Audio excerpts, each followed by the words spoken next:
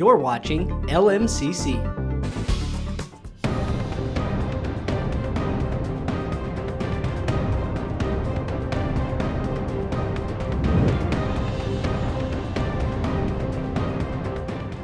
Hi, I'm Kellie Murphy-Ringate, Fire Marshal and Public Educator for the Excelsior Fire District, and welcome to First Responder TV, your local public safety source, featuring training exercises, safety tips, and much more. Here's what's coming up on First Responder TV.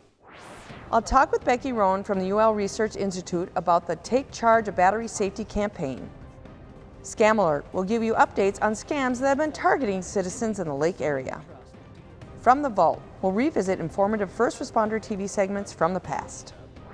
Joining me now is Becki Rowan from the UL Research Institute.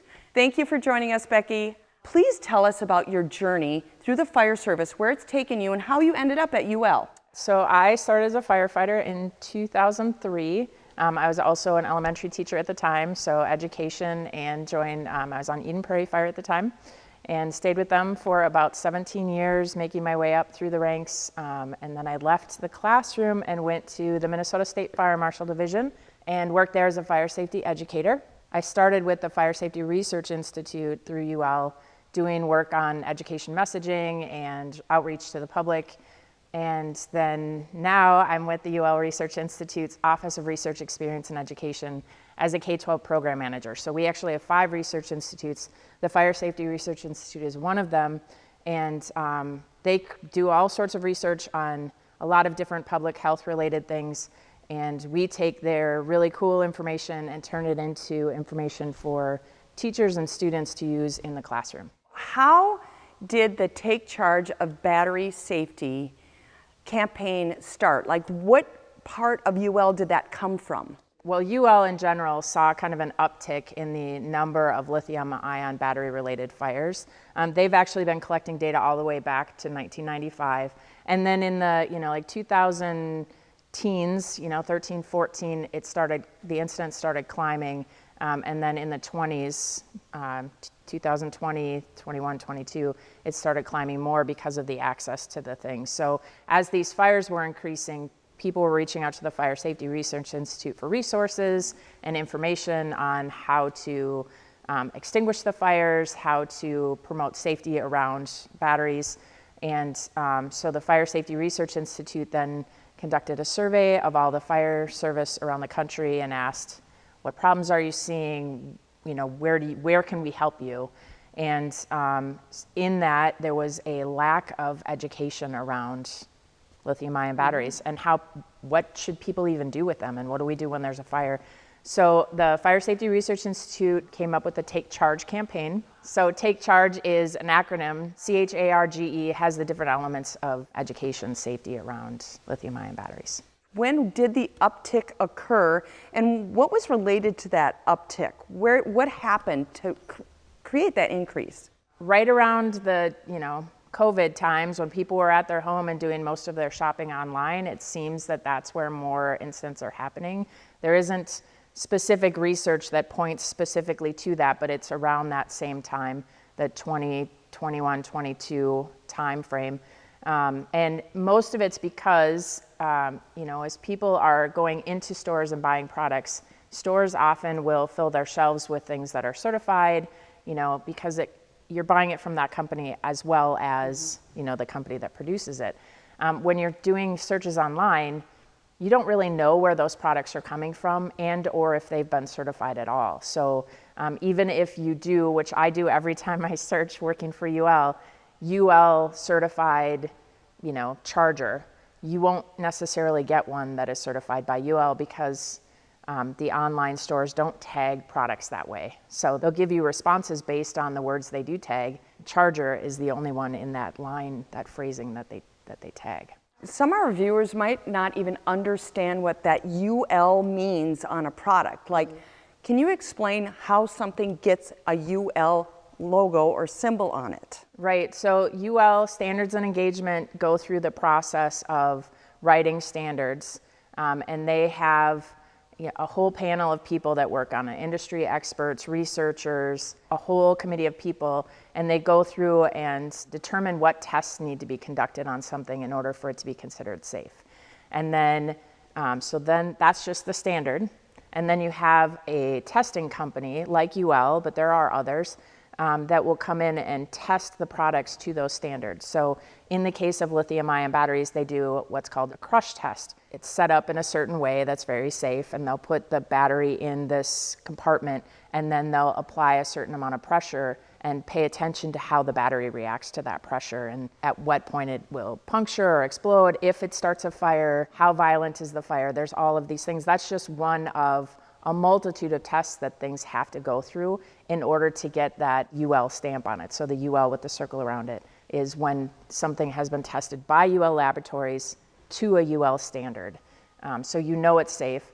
And all of those tests, you can find online the specifics for each test. We also have some videos on our Explore Labs website that show students what these tests are and what the parameters are so that they can see how things are tested. So I know as a fire inspector and a fire educator, you want to purchase items that have a UL label or another institute.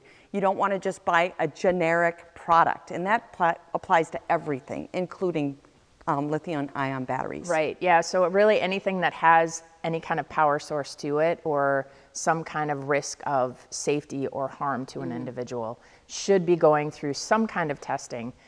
For us, it's anything electrical or battery, which has kind of electrical components in it. So a very common phrase a lot of us use in the industry is you want to follow the manufacturer's instructions, and those come from the UL testing is where some of that comes from. Yeah, a lot of times you'll see lithium-ion battery-related fires come from charging, right? That's usually where the fault is occurring in most cases. It's because, somebody's charger or charger cable will break or stop working. And so they'll go to an aftermarket thing and they'll buy a charger, and you have all the choices, and there's one that's, $40 cheaper than all the other ones. And economically, you think, well, if they do the same things, that's the one I'm gonna get.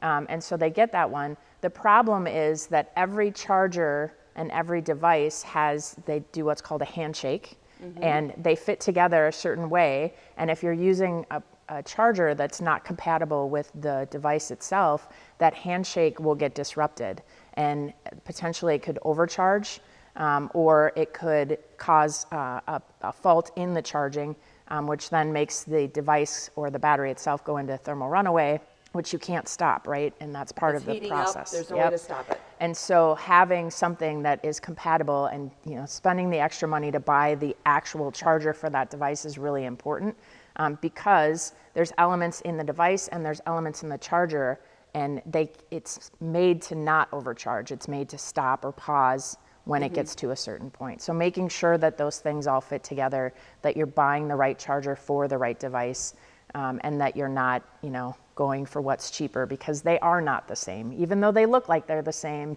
they look like they have the same components and do the same things. There's a reason why there's a difference in price, and a lot of that is based on the testing and that handshake. Buying the actual product is worth it. Absolutely. It's worth the safety. Absolutely. So developing the Take the Charge of Fire Safety Battery campaign, where did that start, and where did the acronym come from? So when we did our initial literature review on what's out there for safety and for resources for the fire service and for the public on lithium-ion batteries, there were a lot of gaps. So we decided we're going to have a multi-message campaign. The CHARGE, C.H.A.R.G.E, was actually chosen first. And then we had to think about, okay, well, how are we going to use these letters? Because it makes sense with the campaign to use the word charge. And so we had to think about short phrases that are impactful, that are action-oriented, that are positive in nature, because you don't want to tell somebody not to do something because they're just going to remember the thing and not the not part. And we wanted it to go in order of purchase to kind of the end of life of the battery. So there were a lot of kind of things in place when we came up with it. So it took a while, but we came up with choose certified products, which we've already talked about. It's very important. We would say UL, but there are other certifications out there as well. And then H is handle with care. So when you have your device, you want to make sure that you're storing it in a, it's not too hot or not too cold for us in Minnesota. Extreme temperatures are bad. And then, making sure that you're keeping it stored in a place that's not going to get crushed or broken in any way.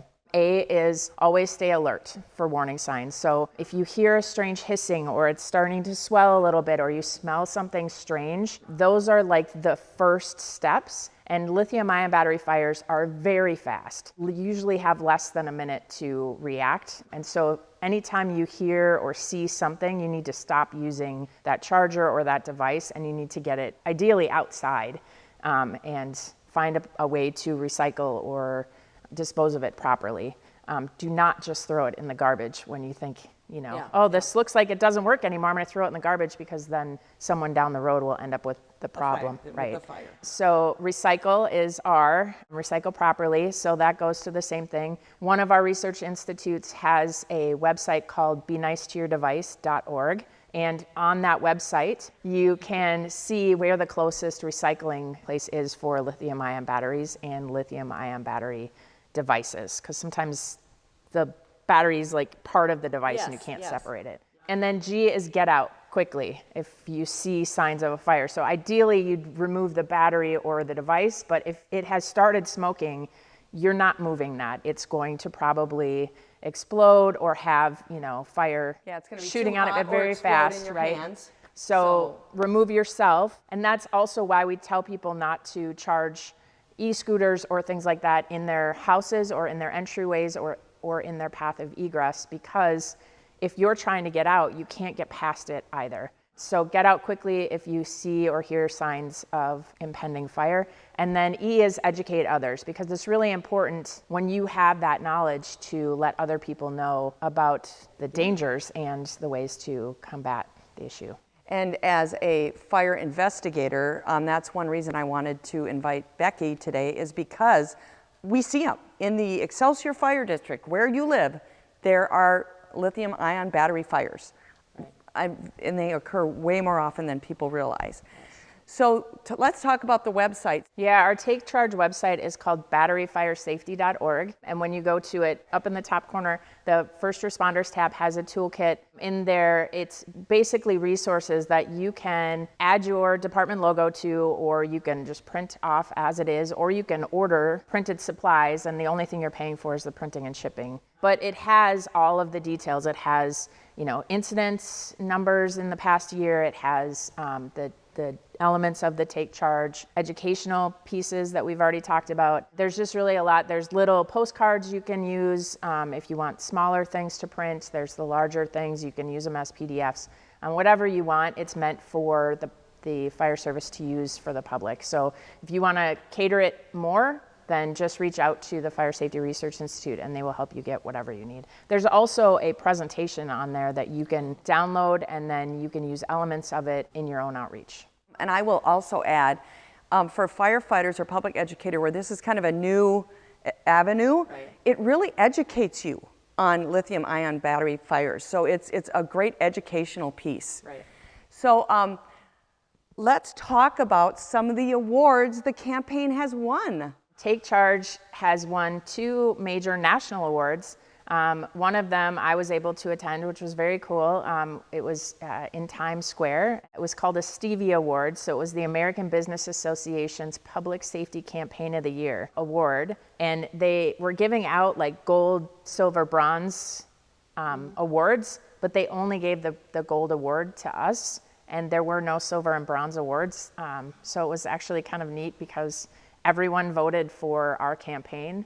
And there were no other awards given. So yeah, it was really cool to be part of. They also were nominated for several other outreach and public safety awards and Campaign of the Year awards that we were finalists for as well. That's fantastic. Yeah. Now, have we missed anything? Is there anything else you want to share with our viewers that we might have not talked about today? Yeah, just making sure that you are following those steps of Take C.H.A.R.G.E and that you are aware of all of the devices. So when we get on airplanes and they say, "Do you have any lithium-ion battery things in your luggage? Please take it out and bring it with you on your carry-on." just making sure that you start paying attention to where all these things, I mean, your electric toothbrush has a lithium-ion battery in it. Again, most of our issues come with charging, so making sure that you're buying the right charger for the right device, and that you're charging it in a safe manner and not, plugging it into an aftermarket charger and sticking it in your purse on the bottom where, there's all sorts of other things, or the bottom of your gym bag or whatever, where you can have other issues. And then, I would say go to the websites and check out the material and educate yourself and others on the different safety elements. Yeah, and I will say the fires that we have had in the Excelsior Fire District have been in the garage, and it's been tools charging. So it's like it does happen. And once you do realize where they are everywhere, it's kind of overwhelming because you're like, wow, there's a lot of them and they're everywhere. So thank you so much. This was such an important interview to do. So much great information. Thanks for joining us, Becki. Thanks for having me.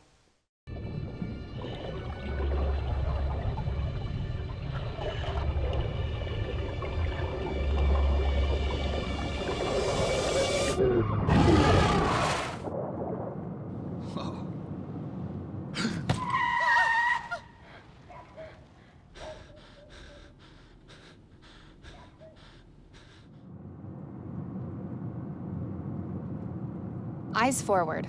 Don't drive distracted. Welcome back to First Responder TV. It's time for Scam Alert. This segment alerts the public on scams that have been reported to local police departments.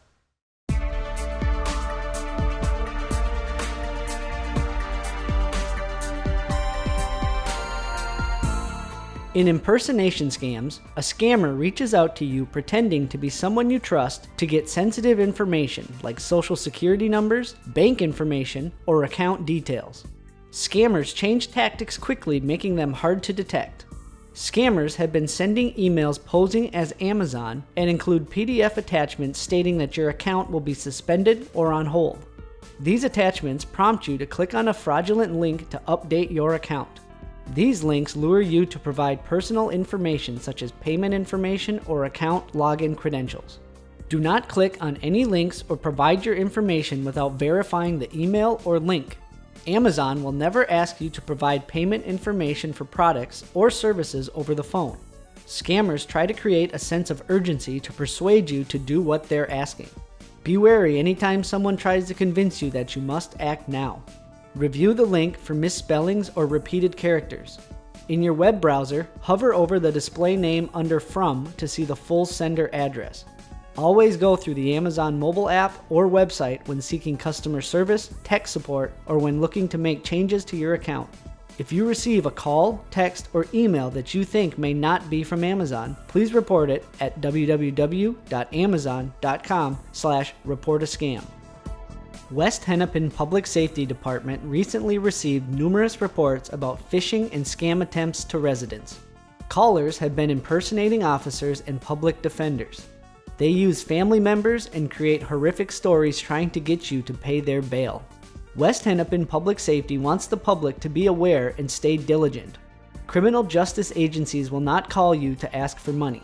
Once the callers are questioned about their credentials and accused of being scammers, they disconnect the call. The phone numbers used are fake.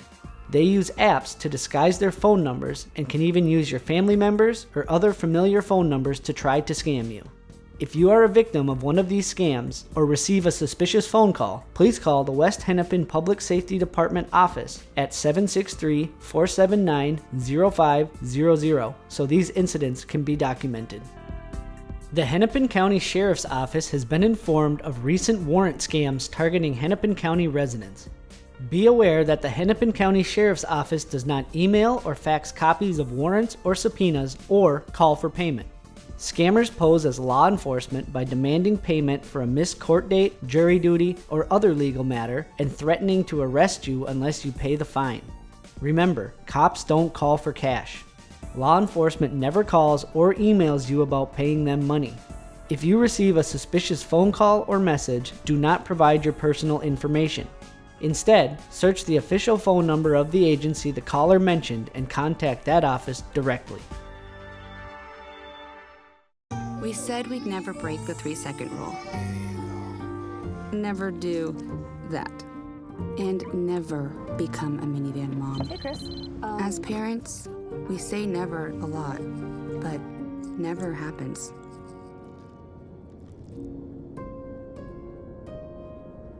So when you say you'd never leave your child in a hot car, know it can happen. Before you leave the car, always stop, look, lock. Coming up, here's a First Responder TV segment from the vault.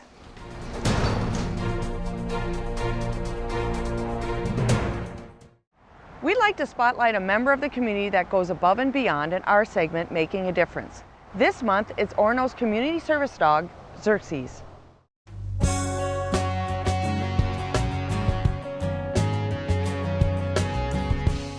Have you ever had a bad day just petting a dog? No, see? Because dogs make everything better. Xerxes works for us at the Orono Police Department. He's what we're calling our community service dog. He's a partnership, a private partnership we have with Can-Do Canines. We met and it was kind of a match made in heaven between us and Can-Do. Xerxes was actually trained as a medical mobility assist dog, but Xerxes was just a little bit too spunky, so they wanted to find something else for him. I do a large amount of community outreach with Xerxes. I believe that one positive police interaction, it fosters a second positive police interaction. So a lot of times you only get to meet officers when you're having a really bad day. My goal every day when I bring Xerxes to work is I try to meet between 3 and 5 people that I wouldn't normally talk to. He acts as a fantastic breaker of barriers. We walk around wearing our police uniforms and our duty belts and drive squad cars, and we can be kind of intimidating. And when you have a cute lab who just wants to say hi, he acts as an awesome buffer for that. He can tell if you're mad, he can tell if you're sad, he can tell if you're angry. One of the things that we've kind of trained Xerxes to do is just be a calm presence in a room. Xerxes went from living in a prison to working for a police department. They use 6 different prisons throughout Minnesota, and they actually have the inmates in the prison help train the dogs. So the inmates get to do something really good and really positive that's actually going to be helping somebody down the road. It's not every situation, but there's certain ones that I can apply Xerxes in when it's safe for officers as well as the persons that we're attempting to help. If speaking with us, with him present, helps calm a situation or gives us common ground, it's another tool on our belt. We carry these belts that are full of tools, and I consider him just another one. So Xerxes doesn't find drugs. He doesn't sniff out bad guys. His only job is to make people feel better. One of the things that we taught him to do was just do a simple visit, and it's just resting his head on your knee. Now, whether that be for an officer who was just at a traumatic call, or maybe an elderly person who's been in a facility and just wants some care and comfort and some visitors and some compassion, they'll stay just like this. And there's just something about having a dog kneeling on your lap. We want to be very approachable to everybody. The more that we can talk, the more you get to know about us, the more we get to know about you, and the easier it is for us to help you. I have to say one of the most surprising things is just how willing people actually are to come up and speak with you. He just acts as just an awesome tool for that. I can guarantee that I've had conversations with people and learned about suspicious activity or ongoings in a neighborhood that I know I wouldn't have if I wasn't walking around with a black lab.